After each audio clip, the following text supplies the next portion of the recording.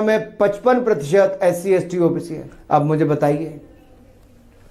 ठीक है, आपने एक 62 का जिक्र दिया है, एक आंकड़ा मैं भी दे दूं अनुराग जी। 2014 में जब आप घोषणा पत्र लाए थे तो उस मैनिफेस्टो में 3 बार मोदी जी का नाम था, और अब 2024 में जो आप मैनिफेस्टो लाए हैं मोदी जी की गारंटी, इसमें 65 बार प्रधानमंत्री मोदी का जिक्र है।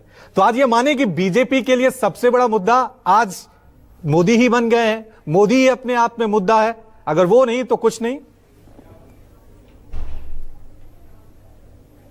देखिए, ये तो ताकत है 140 करोड़ की जनता की। 140 करोड़ की जनता ने देश में एक ऐसा नेता पैदा किया अपने वोट की ताकत से, जो आज दुनिया का सर्वाधिक लोकप्रिय नेता बने, जिनसे दुनिया को उम्मीद है। दुनिया की निगाहें मोदी जी पर और भारत पर टिकी हैं। दुनिया के लोग आज भारत के कदमों के साथ कदम मिलाकर चलना चाहते हैं, कंधे के साथ कंधा मिलाना चाहते हैं, भारत के साथ मित्रता चाहते हैं। ये आज भारत की ताकत खड़ी की है तो नरेंद्र मोदी जी ने, भारत की जनता के आशीर्वाद से। क्योंकि आप स्पोर्ट्स मिनिस्टर हैं अनुराग जी, और ओलंपिक आपने खुद जिक्र किया, तो इसको लेकर कोई रणनीति पहले से चली हुई है या अगली सरकार जब बनेगी तब कि हम ओलंपिक की मेजबानी करेंगे, इसको लेकर क्या है आपका? क्योंकि हर भारतवासी तो यही चाहता है। कॉमनवेल्थ गेम्स हम ऑर्गेनाइज कर चुके हैं, एशियन गेम्स हम ऑर्गेनाइज कर चुके हैं, तो खेलों का सबसे बड़ा महाकुंभ होता है ओलंपिक, वही रह गया है। अगर भारत दुनिया की तीसरी बड़ी अर्थव्यवस्था अगले 3 साल में बनने वाला है, दुनिया की सबसे बड़ी युवा आबादी हमारे यहाँ पर है, दुनिया का दूसरा सबसे बड़ा 5G नेटवर्क हमारे पास है, दुनिया में 100 crore mobile phone, 100 crore internet connection हमारे पास हैं, तो फिर कौन हमें रोक सकता है 2036 में ओलंपिक्स की मेजबानी करने से? जब देश के प्रधानमंत्री स्वयं ये तय कर लें कि हमें ओलंपिक्स के आयोजन करना है, इंटरनेशनल ओलंपिक कमेटी के प्रोग्राम में जाकर वो मुंबई में कहते हैं कि भारत आयोजन के लिए तैयार है और सारे लोग ताली बजा के उनका समर्थन करते हैं, तो भारत तैयार है ओलंपिक्स के आयोजन के लिए 2036 में। एक और मेरा सवाल, क्योंकि आपने आज 2 बातों का जिक्र किया अपने घोषणा पत्र में, एक कि हम भारत को दुनिया की तीसरी सबसे बड़ी अर्थव्यवस्था बनाएंगे, और दूसरा वादा आपने किया है कि मुफ्त राशन की स्कीम जो है वो 2029 तक रहेगी। आपको नहीं लग रहा अनुराग जी, एक तरफ हम दुनिया को या अपने मतदाताओं को दिखाने की कोशिश कर रहे हैं कि देखिए इकॉनमी हमारी बहुत ग्रो कर रही है, लेकिन आज भी देश के 80 करोड़ लोग मुफ्त राशन पे निर्भर हैं, तो आत्मनिर्भर भारत को लेकर अभी तक हम कहां पहुंचे हैं? क्योंकि 2029 तक हमें अभी भी मुफ्त राशन देना है, तो आत्मनिर्भर भारत को लेकर आप क्या कहेंगे? मैं इतना ही कहूंगा, आत्मनिर्भर भारत में पहला उदाहरण, आज से 6 साल पहले भारत दुनिया का दूसरा सबसे बड़ा आयात करने वाला था मोबाइल फोन का, आज दूसरा सबसे बड़ा निर्माता बन गया है। यह आत्मनिर्भर भारत है। भारत दुनिया से 90% खिलौने इंपोर्ट करता था, आयात करता था, आज 90% यहां बनाता और एक्सपोर्ट हमारा 2.5 गुना ज्यादा बढ़ गया है। मरीन एक्सपोर्ट हमारा $5 बिलियन से $9 बिलियन हो गया। मैं आपको ये कहना चाह रहा हूँ, भारत आत्मनिर्भर हुआ है रक्षा उत्पादन में। 1 लाख करोड़ का मैन्युफैक्चरिंग यहाँ पे किया। हम अपनी एनर्जी नीड्स को, चाहे वो पेट्रोल है, डीजल है, गैस है, या फिर हमारी और एनर्जी नीड्स हैं बिजली तक, वो हम आत्मनिर्भर हो रहे हैं। जब हम ग्रीन हाइड्रोजन की, रिन्यूएबल एनर्जी की, हम एथेनॉल की बात करते हैं और अपने यहाँ पे गैस और तेल की ढूंढने की बात करते हैं, ये भारत की ताकत है। ये आत्मनिर्भर हम भारत को इस दिशा में कर रहे हैं। ठीक है, दूसरी तरफ कांग्रेस के घोषणा पत्र को देखो तो वो न्याय की बात कर रही है, हम वंचितों को न्याय दिलाएंगे, जैसा बीजेपी का हमेशा एजेंडा होता था कि राम मंदिर यानी धर्म को हमेशा फोकस रखते थे। इस बार कांग्रेस ने जाति को फोकस किया है। आपको लग रहा है कि देश की 2 बड़ी पार्टियां, क्योंकि बीजेपी के पास राम मंदिर जैसे मुद्दे हैं, धर्म जैसा मुद्दा है, तो उसकी काट के लिए कांग्रेस जाति का मुद्दा ले आई है? सेवा, सुशासन, गरीब कल्याण भारतीय जनता पार्टी की पहचान। हमने जो कहा वो किया, और हर भारतीय की एम्बिशन मोदीज मिशन। एवरी भारतीय एम्बिशन इज मोदीज मिशन।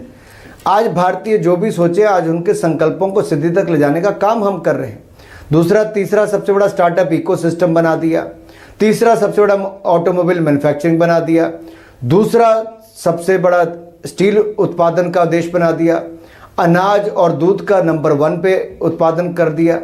हम हर क्षेत्र में लगातार आगे बढ़ रहे हैं। ये भारत के बढ़ते कदम हैं। ये नए भारत की बुलंद तस्वीर आपको दिख रही है, जिसकी मजबूत नींव 10 साल में मोदी जी ने रखी है और अब 24/7 2047 तक विकसित भारत बनाने के लिए लगना है। इसलिए मैं आपसे कहता हूं, कांग्रेस तुष्टीकरण की राजनीति, जातिवाद, क्षेत्रवाद की राजनीति इसमें लगी है। हम लोग इस पे लगे हैं कि कैसे बुलेट ट्रेन को दक्षिण में पहुंचाया जाए, उत्तर में पहुंचाया जाए, नॉर्थ ईस्ट में पहुंचाया जाए। कांग्रेस सबको बांटने में लगी है और इनके मैनिफेस्टो भी बट के आ रहे हैं। समाजवादी पार्टी का अलग, आरजेडी का अलग, आम आदमी पार्टी का अलग, कांग्रेस का अलग, टीएमसी का अलग, ये टुकड़े टुकड़ों में बट के आ रहा है। आपके तरफ से भी कांग्रेस के घोषणा पत्र को मुस्लिम लीग कहा गया। तभी तो कह रहा हूं कि आप एक धर्म का हथियार इस्तेमाल करते हैं और वो जाति जनगणना जैसा हथियार इस्तेमाल करते हैं। हम कोई धर्म का इस्तेमाल नहीं करते, हम तो सबका साथ, सबका विकास करते हैं, सबको आगे बढ़ाने का काम करते हैं। और सबसे ज्यादा लाभ अगर किसी को मिला होगा तो अब आंकड़े उठाकर देखिए, अनुसूचित जाति, वर्ग, जनजाति और अल्पसंख्यक को सबसे बड़ा लाभ मिला होगा। ठीक है अनुराग जी, क्योंकि मैं भी हिमाचल से ही हूं, आप भी हिमाचल से ही हैं और क्योंकि अभी आपको कैंपेन पे निकलना भी होगा। अगर आप हिमाचल के चुनाव प्रचार को देखें तो वहां आजकल पहाड़ी भाषा बहुत बोली जा रही है। तो आप भी, मैं चाहूंगा कि घोषणा पत्र तो है, लेकिन आप अपने हिमाचल वासियों को यहां से थोड़ा सा एनरोस करेंगे, हिमाचली में खासकर, क्योंकि नेशनल टेलीविजन पे यह भाषा बहुत कम सुनने को मिलती है। तो आप कैसे उनको कहेंगे आज घोषणा पत्र के बारे में? मैं तो रवि जी तुम्हारे माध्यम से हिमाचल वाले सारे अपने पावों के पैने चुगला भाई, जैसे तुम्हें पिछली बारी 2014 च किते, 2019 च किते और 2024 भी सही कर देना कन्ने एक बार अपने ही नेता जो तिने जो देश को अगे बढ़ाने का काम किया तिस जो एक बारी अवसर देनो ताकि हमारा देश अगे बढ़ता रहो। कर रवि जी ने मुझे मौका देते तो उन्हें बड़ा बड़ा आभार। न्यूज़ 24 पर अवसर देते हैं, बड़ा नेशनल चैनल पर ताकि तुम्हें अवसर देते हैं पहाड़िया चलाने का। बहुत बहुत धन्यवाद तुम्हारा। बिल्कुल बिल्कुल बिल्कुल, ये बहुत अच्छा लगा अनुराग जी। और मैं क्योंकि थोड़ा सा हिमाचली हूँ तो थोड़े से 1-2 मिनट आपसे एक्स्ट्रा मैं ज़रूर लूँगा, और ये तो बनता है। बुलेट ट्रेन को लेकर 2014 में भी था आपके मैनिफेस्टो में, 2019 में भी था और 2024 में भी बुलेट ट्रेन है। तो ये उम्मीद करें कि इस बार बुलेट ट्रेन कागजों से निकलकर हमें हकीकत में नजर आएगी।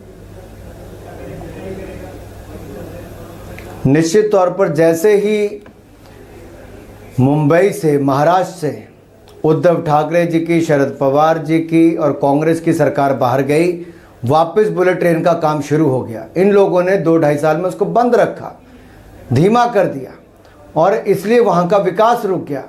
आज हम केवल अहमदाबाद से मुंबई की बात नहीं कर रहे, आज हम दक्षिण भारत, उत्तर भारत और पूर्व भारत में भी बुलेट ट्रेन को भविष्य में ले जाने की बात करें।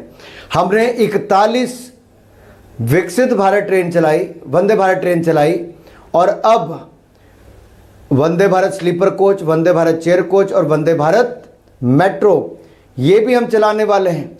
एक भी नहीं थी कांग्रेस के टाइम, आज 41 हैं। हमारे हिमाचल से ऊना से 4थी ट्रेन चली थी, जबकि बैंगलोर, कलकत्ता, मुंबई, चेन्नई तक भी नहीं चली थी। उससे पहले हिमाचल को मोदी जी ने सौगात दी थी। ये मोदी की सरकार है जो ना जाति देखती ना क्षेत्र देखती है, वो केवल विकास और